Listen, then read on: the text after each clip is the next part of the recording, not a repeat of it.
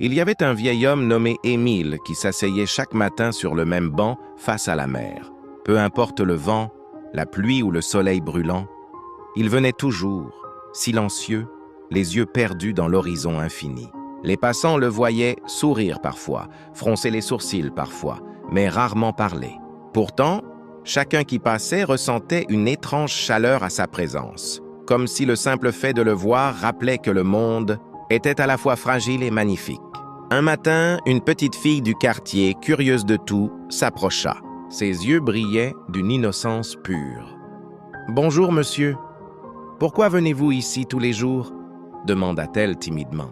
Émile la regarda, surpris par sa franchise, et après un long silence, il répondit doucement. « Pour me souvenir et pour apprendre à ne pas oublier de vivre. » Intriguée, la petite s'assit à côté de lui. Alors il commença à parler, racontant une vie entière en quelques phrases. Les amours passionnés, les amis partis trop tôt, les erreurs qu'il avait faites et les rêves qu'il avait poursuivis. Il parla de sa femme disparue, des rires de ses enfants quand ils étaient petits et des moments de solitude qui lui avaient appris à apprécier la valeur de chaque instant. « Mais tu n'es pas triste ?» demanda la fillette un peu inquiète. « Si, bien sûr que je le suis », répondit Émile. « Mais la tristesse est la preuve que quelque chose a compté, que tu as aimé, que tu as vécu, et c'est ça qui rend la vie belle. » Il sortit de sa poche un vieux coquillage poli par la mer. « Tiens, prends-le, c'est pour te souvenir que la vie est comme cette mer, parfois calme, parfois violente, mais toujours vivante. Et chaque vague, chaque souffle de vent nous apprend quelque chose. » La fillette le regarda avec émerveillement et lui tendit sa main. Dans ce geste simple, Émile sentit une chaleur qu'il n'avait pas ressentie depuis longtemps.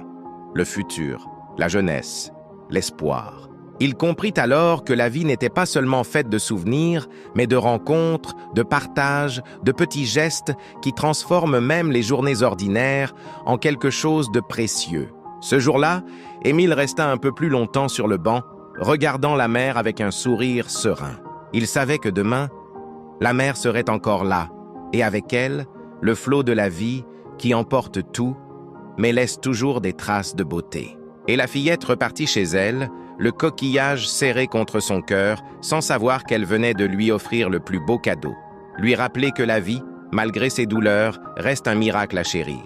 Si tu veux, je peux faire une version encore plus profonde, presque philosophique, où chaque élément de la mer, du vent et des saisons devient une leçon sur la vie, la mort, l'amour et l'espoir. N'oubliez pas d'abonner, partager avec vos amis pour plus d'impact.